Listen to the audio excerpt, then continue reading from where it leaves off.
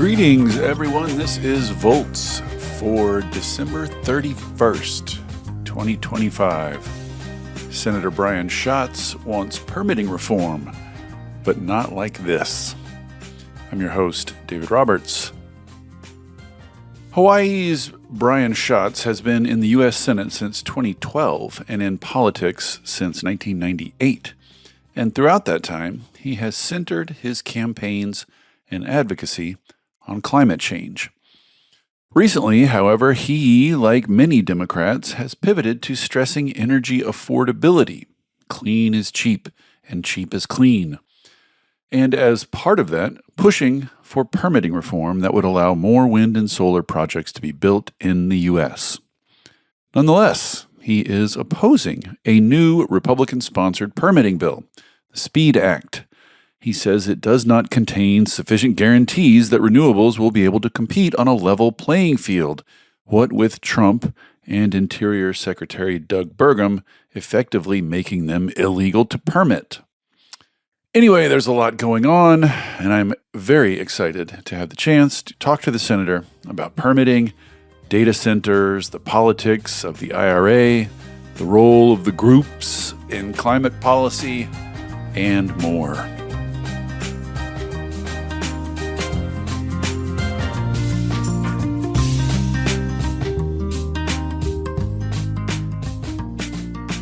With no further ado, Senator Brian Schatz, welcome to Volts. Thank you so much for coming. Thanks for having me. A ton to talk about today, but I want to start here. From my perspective, in the wake of the election, it seems like the Democratic Party establishment, politicians, pundits, consultants, everybody seemed to sort of swing like a school of fish away from climate change toward energy affordability. The sort of like the word went out is we're not talking about climate change anymore. We're talking about energy affordability. I want to talk about energy affordability, but before we get to that, I just sort of want to talk to you about how people who are still very much concerned about climate change should feel or think about this pivot. I think we should just be focused on winning. And I think that any argument that is both true and effective is an argument that we should be unapologetic in making. And over many, many years now, about a little more than 25 years in public service of some form or fashion, I have been making the case for climate action. And sometimes the electrons that are coming from clean generation are cheaper, and sometimes they're not. But I've always made the case regardless, because I do believe this is a planetary emergency. But we are in a different place now in terms of just the cost of solar and wind and battery and geothermal and nuclear energy. And so I think we should lean into that because it's an opportunity for us to flip the script. You know, we no longer have to talk about externalities. We no longer have to make a kind of indirect argument. We can look people in the eye and say cheap is clean and clean is cheap, and that these shortages are caused by Donald Trump's national solar ban, and that's the reason your prices are starting to go up at double the rate of inflation. So I don't know. I'd like us to win. I don't think we should say anything dishonest about climate or energy, but I do think that it is perfectly appropriate, if you are in the business of trying to achieve a majority so you can enact climate legislation, that we have this incredibly powerful argument that is available to us, and we shouldn't get so fussy about the fact that, you know, look, I've run for election and re-election lots and lots of times. And as you know, David, my number one priority in my public service, in my life, is climate action. But it has been very rare that the focus of my campaign communications has been exclusively climate. I talk about public education, public health, affordability, housing, Native Hawaiian issues. I talk about a lot of stuff. I also talk about climate, but the idea that because I'm a climate guy, I have to emphasize that in every moment of my life is sort of like not how people work.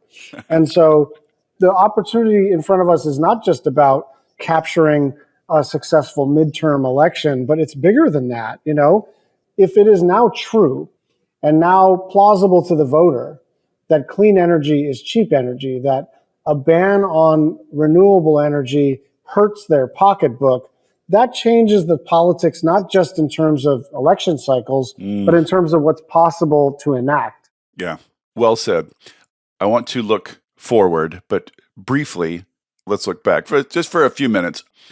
I've asked several Democratic lawmakers this question in recent months, which is, it seems like part of the political theory of the IRA, as you are well aware, you were in the trenches putting it together. Part of the sort of political thought behind it was this is going to funnel a ton of money and investment into red states. It's all sort of industrial policy. It's all forward looking. We're not talking about carbon taxes. We're not taking anything away from anybody. The politics are going to be good, and red state lawmakers will see the benefit in it and will defend it from repeal. A lot of people were saying similar things. That, just like in retrospect, turned out to be wildly wrong. And I guess my question is, were you taken aback by, nobody was under any illusions that this administration was going to be pro renewables or anti-fossil fuels, but were you surprised by the sort of ferocity, lack of nuance, that this was a sledgehammer, not a scalpel? Did that surprise you that none of your Republican colleagues really stood up to try to slow this down or stop it?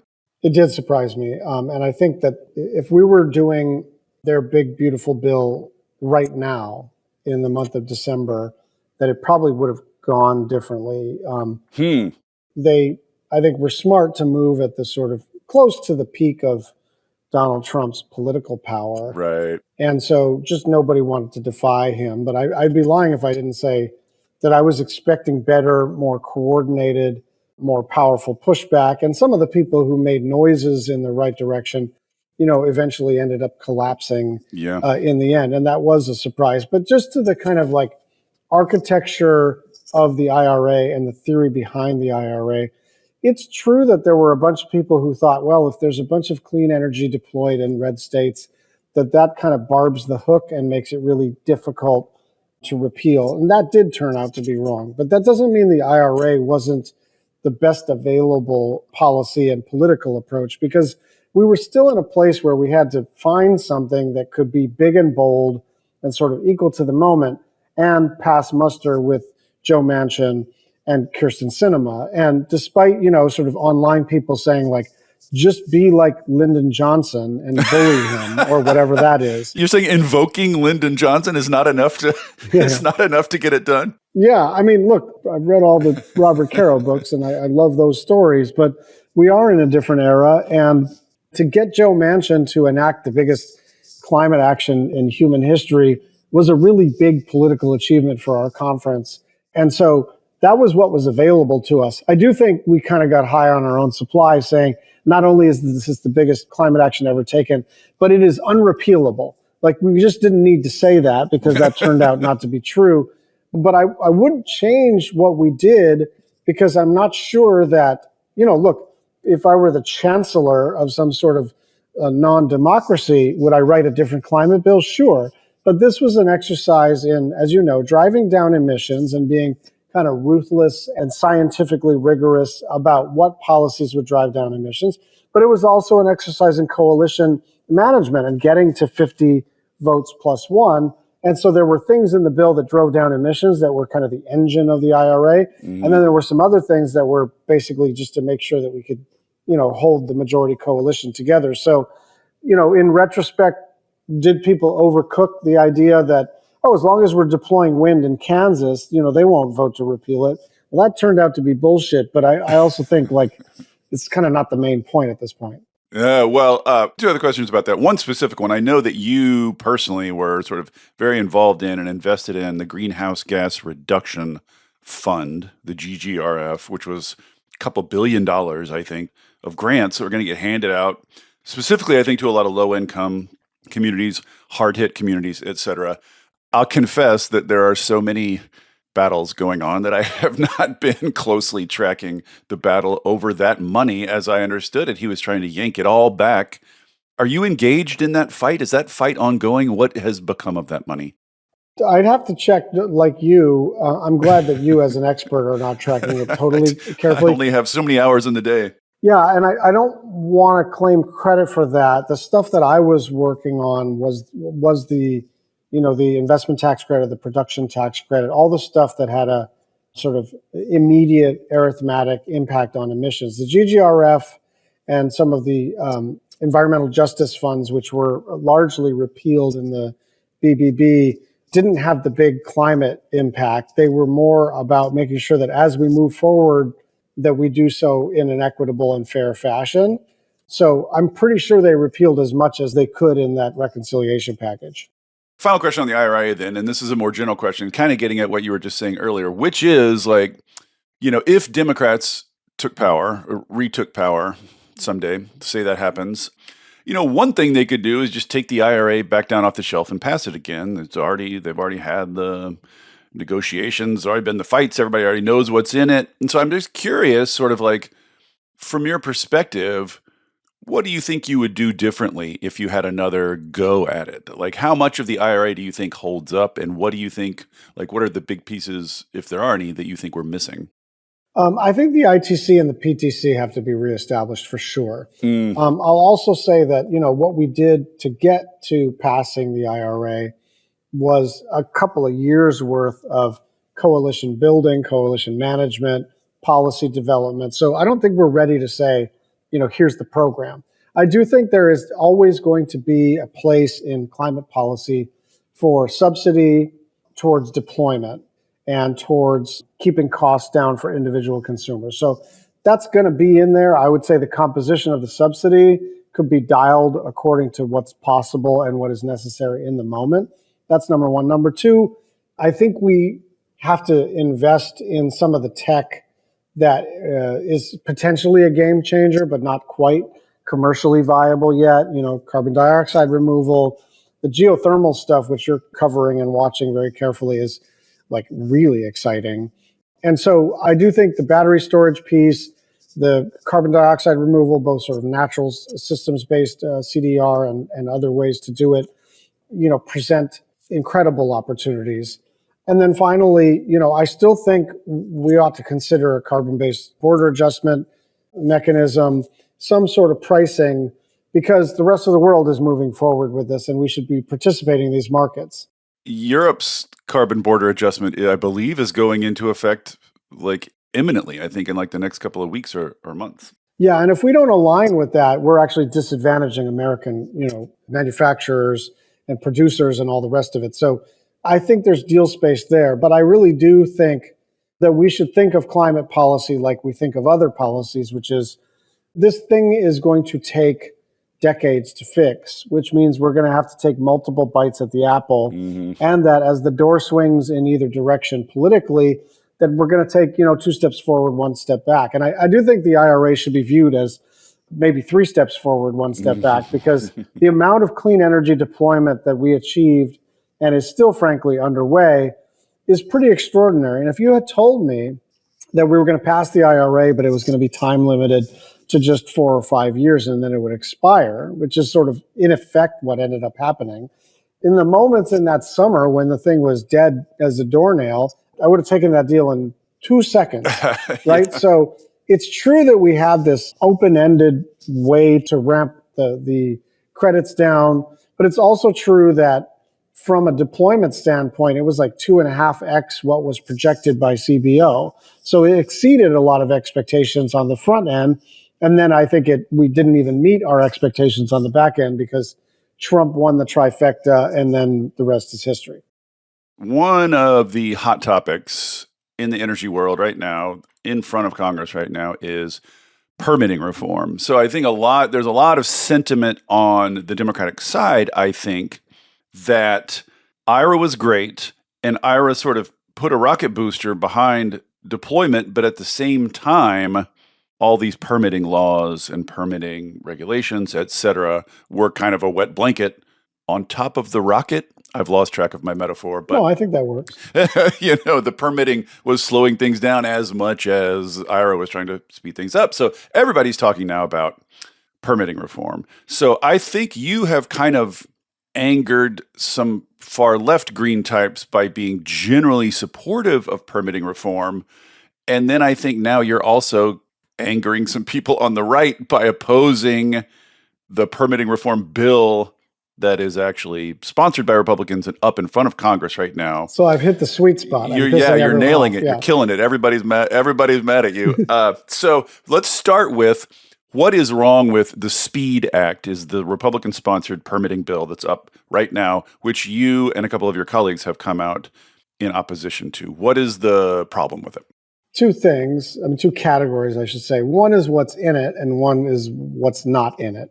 What's in it is not really National Environmental Protection Act reforms, but an effective repeal as long as any state or county or tribal agency is able to attest to the federal government that they've already conducted a review.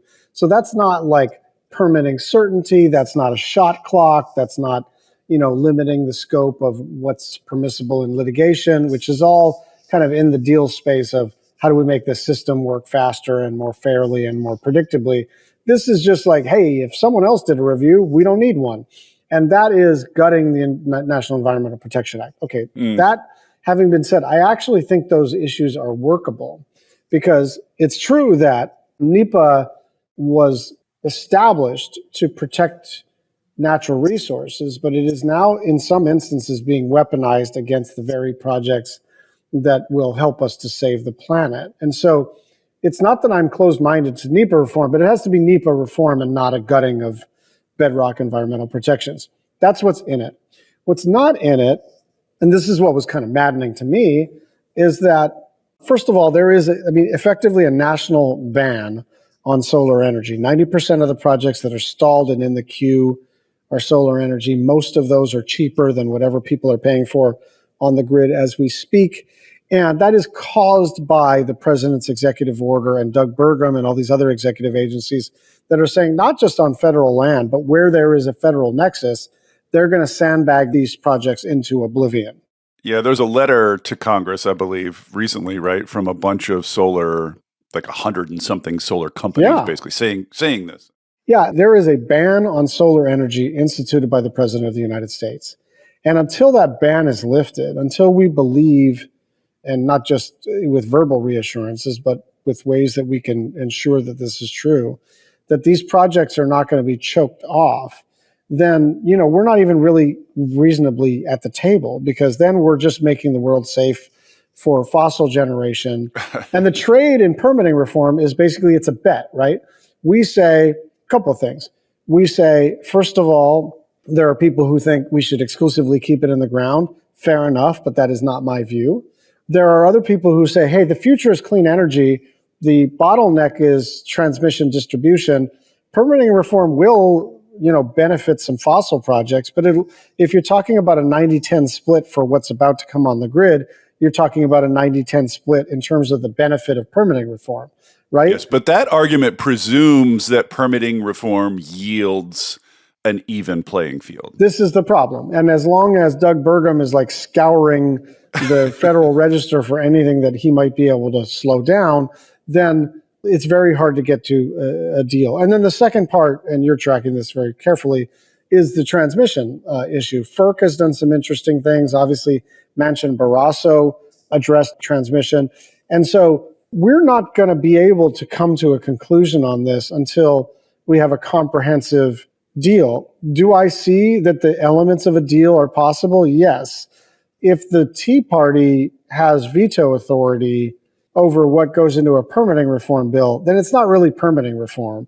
Yeah, Chip Roy has come out against it now because it's not anti-renewables enough. Yeah, and God bless Chip Roy. I've never met him, but he does seem to really mean what he says. And he's basically saying, look, Russ Vought, look, Stephen Miller, you promised me you'd kill all this stuff.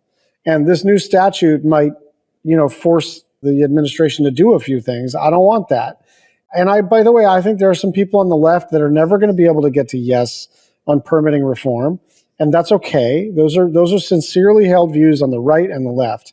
But if the deal is to be made, it's going to be among climate hawks who are sort of inclined towards building, right? Like Martin Heinrich, like Sheldon Whitehouse, like myself, and the Chairman Westermans of the world who understand that energy dominance means energy dominance, right? And if we're really going to be all of the above, if we're really going to power our future, if we're really going to provide relief in terms of people's utility bills, then throttling solar energy, which is the cheapest and most immediate stuff you can put on the grid, is preposterous. But on a general level, like you would have taken Manchin's deal, the basic idea that fair permitting reform that does create a level playing field will benefit renewable energy, that basic theory of the case you still hold to. And I'm wondering, you say a deal is possible, but what can the Republican Congress do to restrain Trump and Burgum? They don't seem to care much about what Congress says. So, what part of the deal could assure you that they are restraining the executive branch? So I'll leave that to both Martin and Sheldon to negotiate the legislative details. But some of what they're doing is illegal and has been shown to be illegal. Yeah. But some of that is they do have discretion, in between the lines of the statutory law. And we want to eliminate that discretion, not to say that you must approve, X number of projects that are solar and X number of projects that are gas and whatever. That gets a little bit goofy. But my view is that everybody has a right to an expeditious consideration of their project. Everybody has an obligation to comply with the statute. And then once the government has given you permission to move forward, that's it. It has to stick. And so there are a bunch of developers out there of fossil energy, clean energy, and they all are in the same position, which is, I would just like to know that that we're not, that we're the United States of America and that the rule of law means something, which means if I've got a 10 gigawatt solar farm and I've got many millions of dollars that I've borrowed from some bank and I think I've got permission, it can't be that actually, no, you didn't. And I think that should matter to everybody. Yeah. I mean, it's clear that what Trump wants is some version of a mafia state where you get favors if you are in good with him. That's the basic model of how he thinks. It's Tammany Hall, right? I mean, yeah. But it is that he believes in shortages. He wants shortages of workers. He wants shortages, frankly, of food. He wants shortages of healthcare. He wants shortages of electricity. And by the way, the tariffs are a perfect example because then everyone has to petition the monarch for relief. Exactly. Yeah. Exactly. An atmosphere of shortage, I think, is fertile ground for reactionaries. One more question about permitting review. So in the permitting reform bills that I've seen thrown around, you see a couple of things. You see timelines frequently, sort of imposed timelines saying the review cannot take longer than X. These sort of guarantees of review in a certain amount of time. But what I don't see, I was just talking to Senator Gallego about this last week because he has a new energy plan out that has some permitting reform stuff in it. What I'm not seeing in these permitting reform deals is, from my understanding, what it would be most helpful based on the literature and study, which is fully staffing and funding the organizations involved in doing the reviews. If you asked, Deb Haaland when she was running BLM, she would have told you, that's the problem. That's why it's taking so long, is staffing. We're chronically understaffed and underfunded. And yet I don't see that on the bullet point list of these plans that are flying around among Democrats. So I just wonder how you think about that aspect, whether you think that aspect is getting enough attention. It's a fair point, and there are agencies that are basically in a backlog because they can't hire fast enough or they don't have the resources for the number of personnel they need. I'm a little cautious to invest too heavily in that policy, not because I don't think there are instances where it's important, but because we do have some experience in Hawaii around this, where the State Historic Preservation Division of the Department of Land and Natural Resources, basically, they had a backlog, right? And they said, we're short 12 reviewers, right? Right. And first of all, it's very hard to hire because if you're a person who knows how to do historic review, you're just going to make more money in the private sector preparing the application than reviewing the application. So even when the legislature appropriated money, you just couldn't backfill the positions. And then this is 8 years of trying to solve it that way. And then what we came to was, hey, the pile's too high. there are too many things that are even subject to this kind of review. Yes, right. Right. And so, for instance, in Hawaii, the National Historic Preservation Act says if something is, I think, 50 years or older, it may be historic. And our state law, the way we administer this, is if it's 50 years or older, it is historic. So that means that just the volume of paper on any individual reviewer's desk is completely untenable. Now, you could 10x the staff so they can process all that paper, or you could just invert the assumption and say, why don't we just make this a little bit more reasonable? And so I think it's probably both things. Agencies need to be staffed. Civil servant experts that review these things need the resources, but they probably also just need fewer things to look at. Yeah. I just know there's some suspicion out in climate community, out in green world, that everybody's focusing on the timeline part, and very few people seem to be focusing on the staffing part. Well, the other part of this, the shot clock thing also sounds good, but what has happened sometimes in local governments is it's like with a kid, right, who's like asking for their candy before dinner, and it's like, hey, if you need to know the answer now, it's a no, right? And so if you know, okay, I've got 60 days to review this, after which it's automatically reviewed, then on day 59, you just say no, right? I couldn't get to it, so no. Exactly. So there are developers who are like, that sounds good until on the 59th day they couldn't get to it. And if you gave them another week, they could get to yes.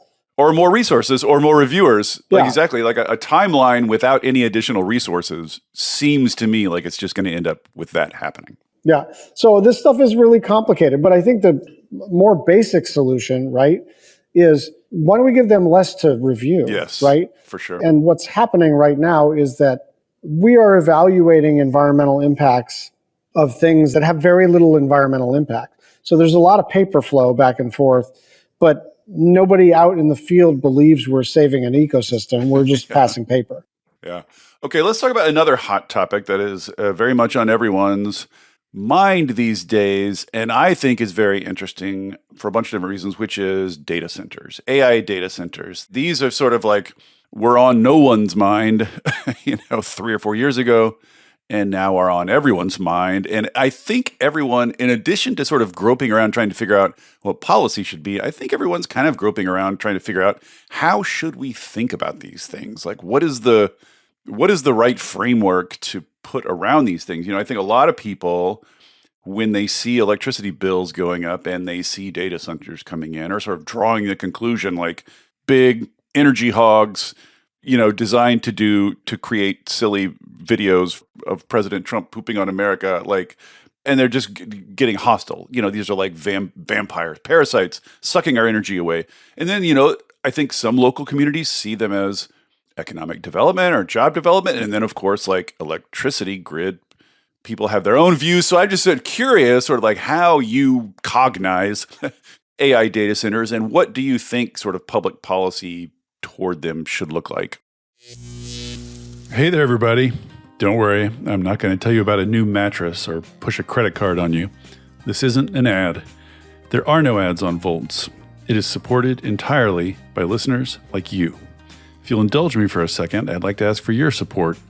I started Volts because we're all surrounded by depressing news about climate change and misinformation about clean energy, and it's never been more important to share the stories of the real people on the ground doing the real work of transition and all the ingenuity and courage and public spirit they are bringing to it. People are hungry to hear these stories, to learn from and find inspiration in them. I've heard from people who change majors or careers after hearing episodes of Volts, people using it in classrooms and community groups, even state legislators who have passed bills inspired by specific episodes. Sharing these stories matters. It makes a difference.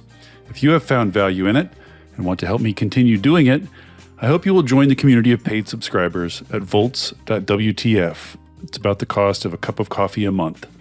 If you don't like subscriptions, you can make a one-time contribution, leave a review on Apple or Spotify, or just tell a friend about Volts. I am grateful for any and all support. If you're already a paid subscriber, thank you. And now, back to the show. So I just curious, sort of like how you cognize AI data centers and what do you think sort of public policy toward them should look like? I know I'm not supposed to say this because I'm a politician, but I'll just say I don't have fully formed thoughts in this area. Oh, no. What? I know I'm supposed to have a What? tight answer for everything, but let me just tell you kind of some preliminary thinking about data centers.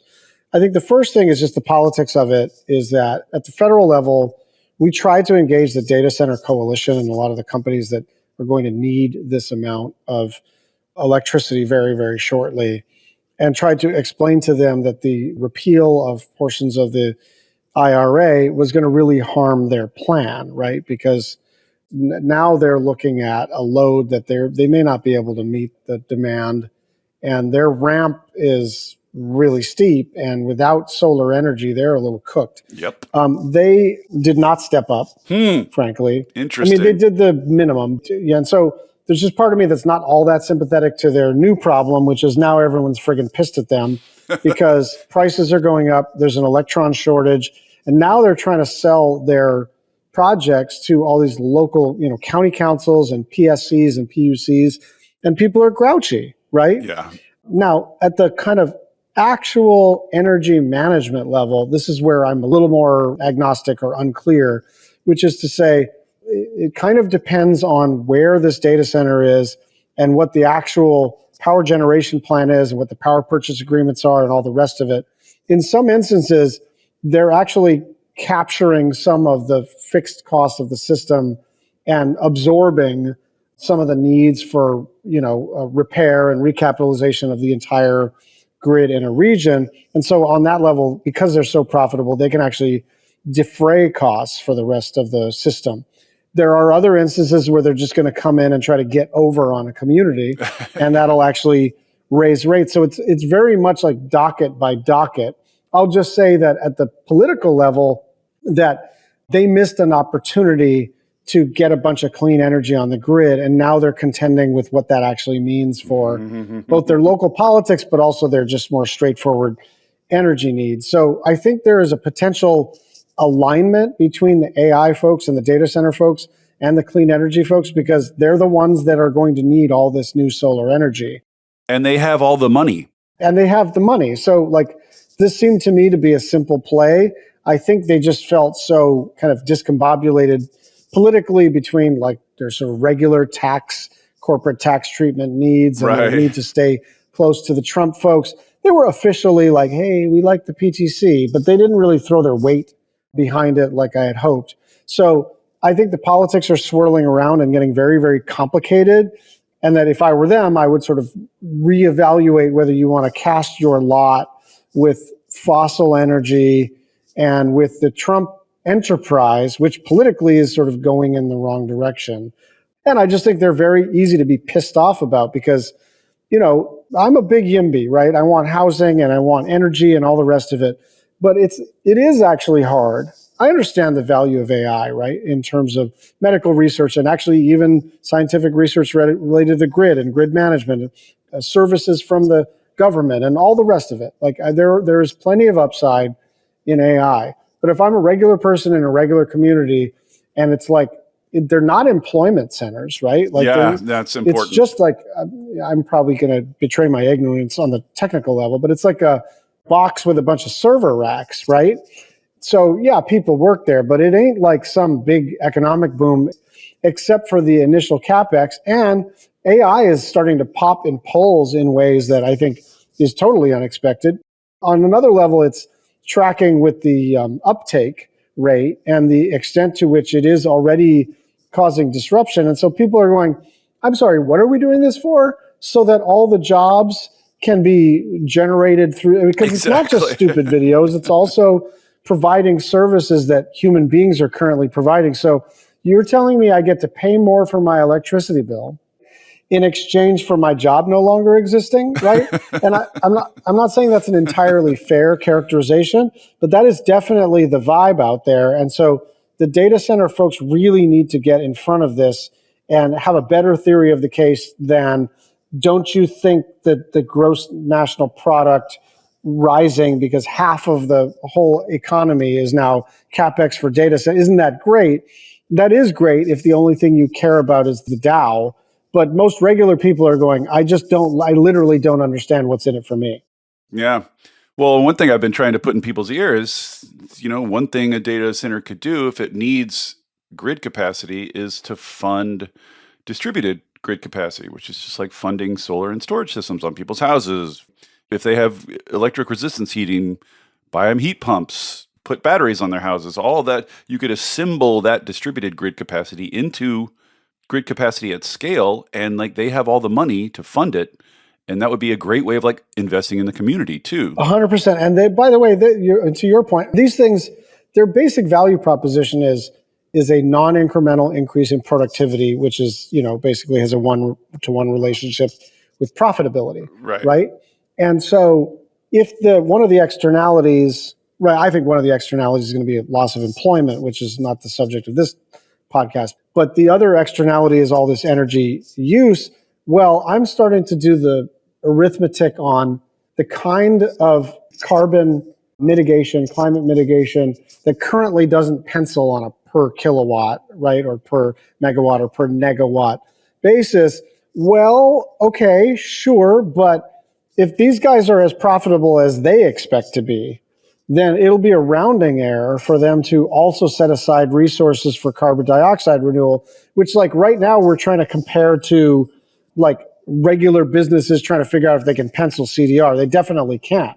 But if you're talking about something that is more profitable than any enterprise in human history, it's not unreasonable to say, hey, while you're doing this, would you please do some mitigation that, yeah, of course it doesn't pencil on a pure energy basis, but neither does the thing you're doing, right? Mm-hmm. And these things, when they're built and they're not hooking up to the grid, are wasting millions of dollars a day in opportunity costs. So really just the money they're burning on opportunity costs, not being able to hook up to the grid, just that money alone is enough to transform a lot of these distributed energy spaces. Yep. And to be fair, there are a lot of exciting things happening because they do feel so urgently about getting electrons that they're doing their own solar and trying to figure out if they can do SMR and whatever. So, I think about AI like I think about climate in the sense that you don't get to wish it away. You don't get to you can have an opinion about what we should do about it, but you don't get to have an opinion about whether or not it exists. AI is going to exist. There's no possibility of regulating them out of existence. And so what we have to do is manage all the negative externalities, which I think are going to be numerous, and take all the opportunities provided in terms of compute and all the rest of it. I think there's a pathway here, but we have to realize that like we got to get to some policy making, and there has to be leadership among the data center folks to realize that, don't you know this is the future is kind of like not the way to get it done. They do seem to, for some reason, they seem really enamored with the nuclear idea, which like maybe that will turn out differently this time. But like if I were uniquely in a hurry to get power, that is not the place I would look for fast. No, it's not fast. And, it may end up being fast when they, like on the regulatory side and on the technical and economic side, SMR is super exciting. And by the way, so is geothermal. So there may be a point at which, oh, look, we've got these horizontal, I'm now toggling back to geothermal. We got this new horizontal drilling, closed system, whatever. There's cool stuff happening everywhere. But even that is not ready next year. The only thing that's ready next year is a solar farm. Yeah. And that's fine, right? Because like solar farms work and they're cheap and they're easily deployable. They're not terribly controversial. So in the next, I would say 6 years, we should be focusing on the stuff that's immediately ready. And then for the 2030s to 2040, I'm all in on all of the new tech. And I don't think we know which one is going to hit and then be scalable, but let's figure that out. Well, the other thing I would just put in your ear is that in addition to needing a lot of energy, there's also enormous uncertainty in the amount of energy that will be needed. Enormous uncertainty. And I always think in a policy environment of uncertainty, you want to make small incremental bets, not giant gambles. And you can do that with solar where you can't do it with something like nuclear or a big gas plant. You can build small increments. You can make small bets. Yeah, like, hey guys, we need another megawatt. Cool. Yeah. We have the land. Great. We get solar panels. Bang. We're in. Let's talk about energy affordability, since it is going to be the heart of sort of like the Democratic pitch. Everybody's saying it was at the heart of this New Jersey governor's race, big part of the Georgia PSC races that were just over. Everybody thinks it's going to be a big part of the midterms. So I guess my main question is just like, say you are doing a town hall in Iowa for whatever reason you happen to be in Iowa doing a town hall, and a constituent asks you, just an ordinary Democrat off the street asks you, I hear you talking about energy affordability. My bills are high. I hear you talking about energy affordability. What are you going to do? What is the answer to that question? What is the agenda? Lift the solar ban, restore the credits, and do permitting reform. Those are the big pieces in your mind? Yeah. I mean, I also think, like, I was having a conversation with my staff about this. Democrats are so wonky and so interested in the substance that we're already talking about exactly what we would do if we were in charge. And I have that instinct too. And don't get me wrong, like my staff is like, as we speak, like drafting bills for the future trifecta whenever that may occur. But I do think, like, as a political matter, that we would be wise to throttle back and not immediately get into third and fourth gear, because midterms are a referendum on the party in charge. Yes. And it is sufficient to say, have you had enough of this shit? Right? And then the kind of energy and affordability agenda, I think we have to have a new sort of social contract with people as it relates to how government even functions with them. I think we need to basically promise people that whatever you need from the federal government, you should be able to get within 10 minutes. Like, if you're entitled to something, it should not take hours to get it, because then you're not actually getting it. And so I think there's a bunch of cool stuff we should talk about in the future. But the truth is that process is messy and contentious and is usually resolved by getting a nominee, right, for president. Right. And I don't want us to churn too much against each other in a kind of competition, political competition, but also a competition of ideas. I think we should refine our pitch, which is, if you put us in charge, we will lift the solar ban. If you put us in charge, we will make it easier to build clean energy. If you put us in charge, we'll restore the credits that we're providing some measure of relief. We don't have to have the kind of 2.0 of what we're going to do ready to roll, because that gets really messy. And we could think we did it, but then once we have a nominee, that person's going to say, that's all very lovely, legislators, but here's my plan. Yeah, it's going to start from scratch regardless. Yeah. I also think that, like, all Democrats should be learning from Mamdani's success. Like, Mamdani's were 3 policies that he ran on, which I, a non-New Yorker, can reel off from memory, were not necessarily the big 3 policies that are going to be required to run New York City. Like, all of them were, on their own sort of merits, relatively small, relatively marginal policies, but they communicated what he cared about. That's what it was. What kind of person he was. I'm a huge fan of his. I've never said this publicly, only because I've never been asked. But I'm a huge fan of Mamdani. But I also agree, like, freeze the rent, like maybe not. I don't even know the details of how the rent board works, but I'm generally a little cautious about rent control. Like a government provided grocery store, like I don't have some like visceral aversion to it, but it didn't sound to me like that was going to like do the trick. I don't know what free buses. I'm for free buses, but like there it is. Also if you charged $1, that doesn't like offend my sensibilities. But to your point, like people understand that whatever you're proposing is going to end up in some meat grinder anyway. Yeah, right. And so you're just communicating, this is the stuff I'm watching. This is the stuff I care about.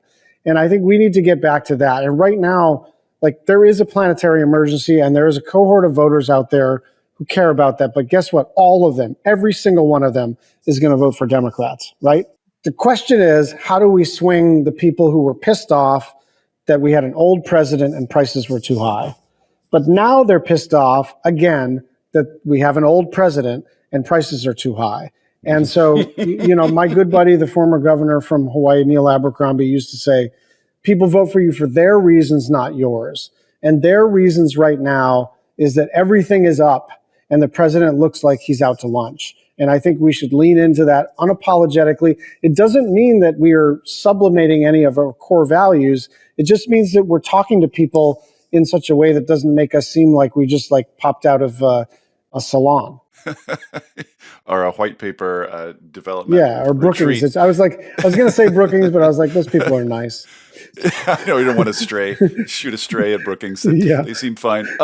One other question about, and this gets back to the green groups. There's a lot of green groups that are against permitting reform. And on a larger level, there's this, I'm sure you've followed the abundance thing, and there's all the politics of that, but there's this sentiment, I think, among abundance types that green groups have basically evolved to the point that they are a net negative in this climate fight because they are stuck in the politics of, constraining supply, constraints, limits, etc.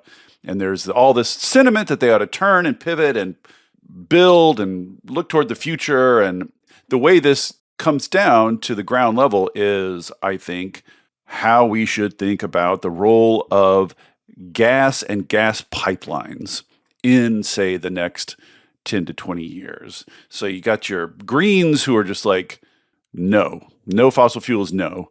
And then you got these abundance types now who are saying, yay, more natural gas means cheaper electricity. That's the main thing right now. Shut up, get on board.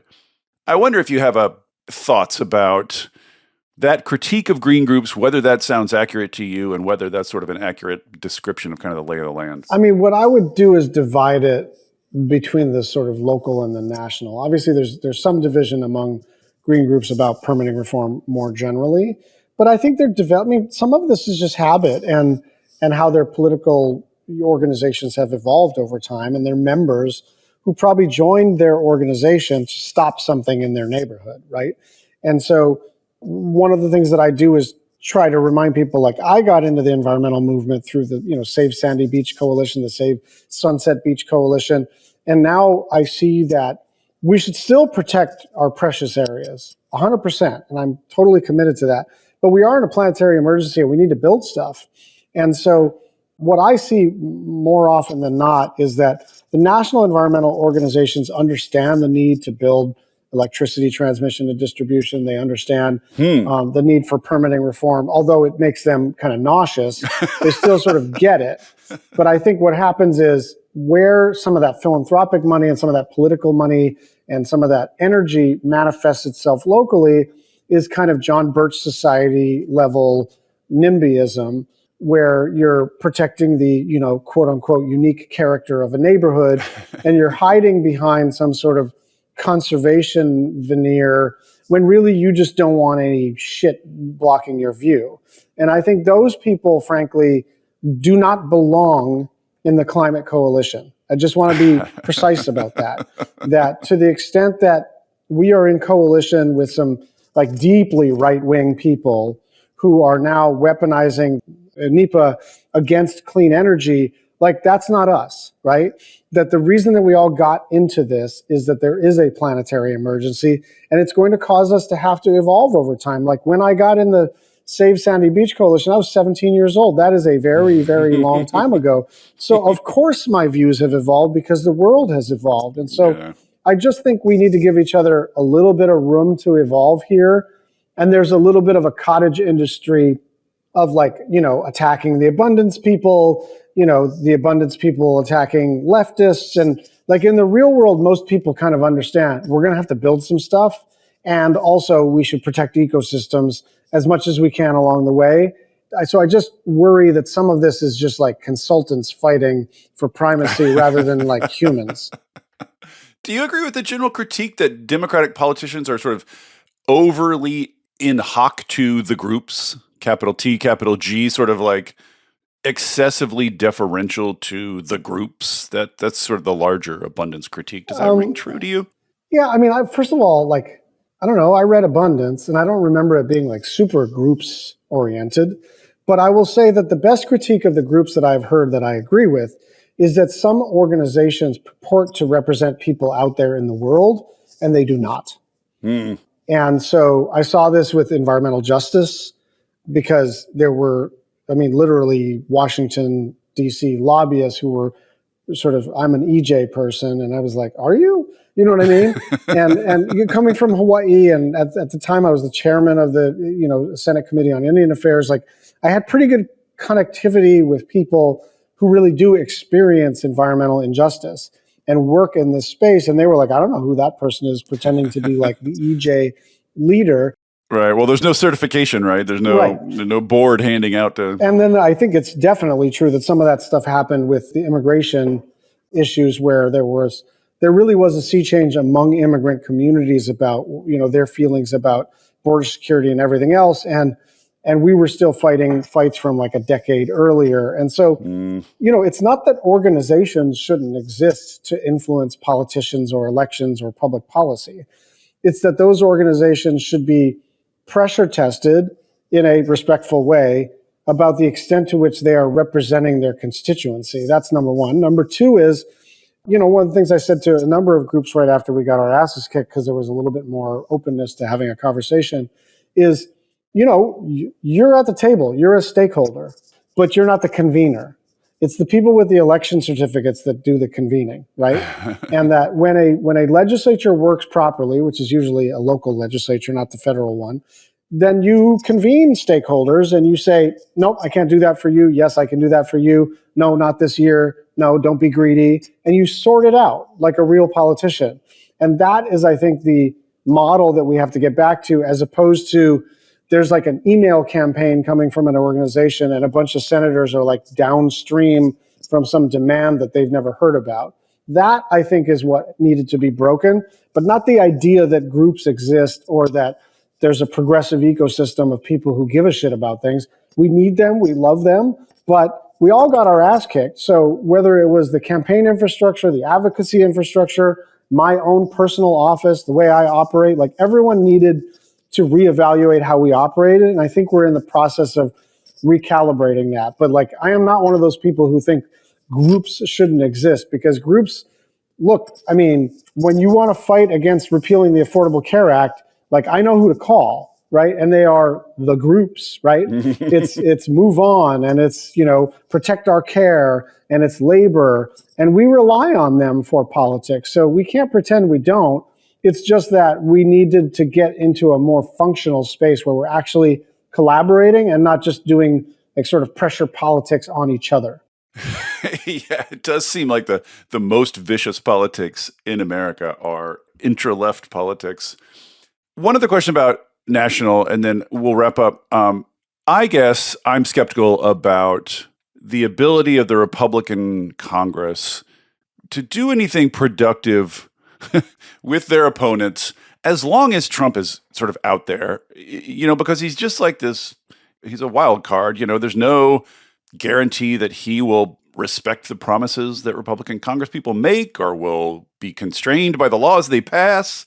So I just wonder, like, should people who are thinking about energy and climate, should we just sort of write off the next 2 years? Or do you think there's any real possibility that Congress can, even in light of Trump's erratic whatever, can make real progress or real deals? I don't know the answer to that, but I think it's like, I'm not going to try to tell you like, don't be pessimistic. These guys are great.